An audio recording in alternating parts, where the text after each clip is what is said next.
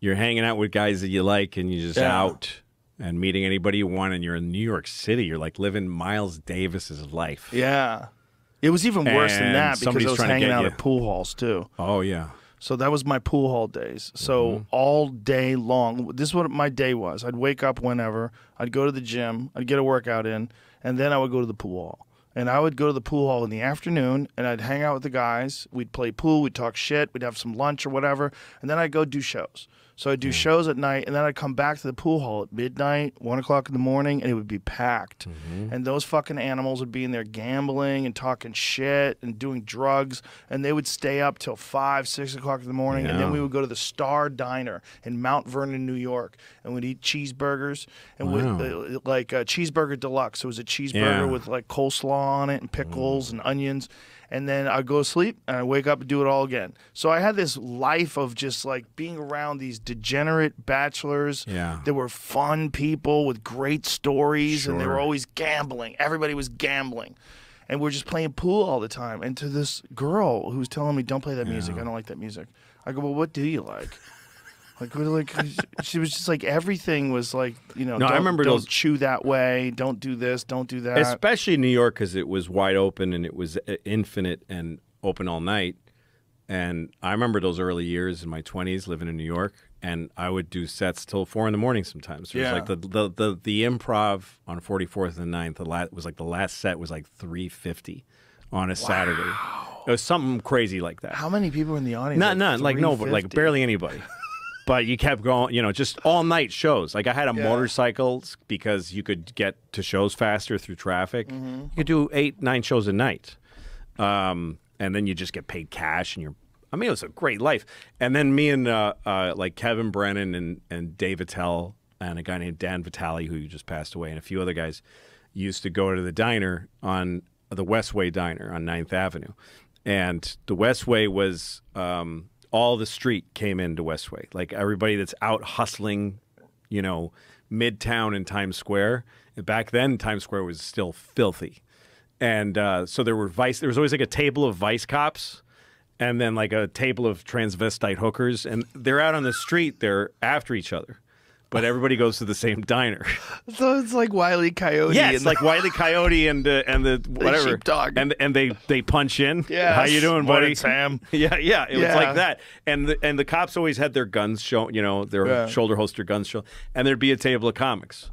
Wow. And we would just sit there and eat fucking Greek food and, you know, and just hang out and watch this weird, you know. I was so happy then. I was just so happy. It's such a fun time. Yeah. You know, you don't really know what's going to happen. You hope that you make it. You hope you can continue to make a living. Yeah.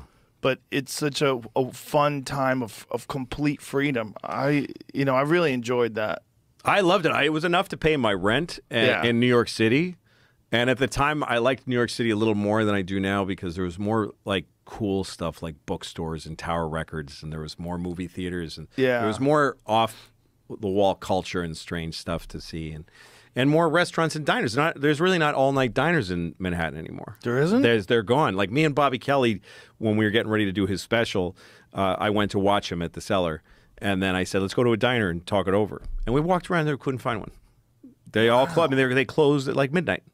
Now, is that because of crime? Well, COVID killed a lot of places. I mean, it really distinctly changed the city. And it's thriving, New York. It's really, like, there are sometimes I'd hear people talk on your show and other shows saying, like, this city, New York City is dead and it's dangerous. And I'm like, well, I don't know. We're here. Like, it's okay. It's a very resilient city. It's been through a lot. Yeah. So well, it's also bouncing back. Just the fucking sheer numbers. Yeah, there's just so many people. Someone's going to pick up slack. Yeah. Somebody's business will fail. A lot of businesses fail. Katz's Deli's still open, right? Sure. That's open late. I don't know how late they're open. I think they're open till like 2 or 3 in the morning. They might be. That place is amazing.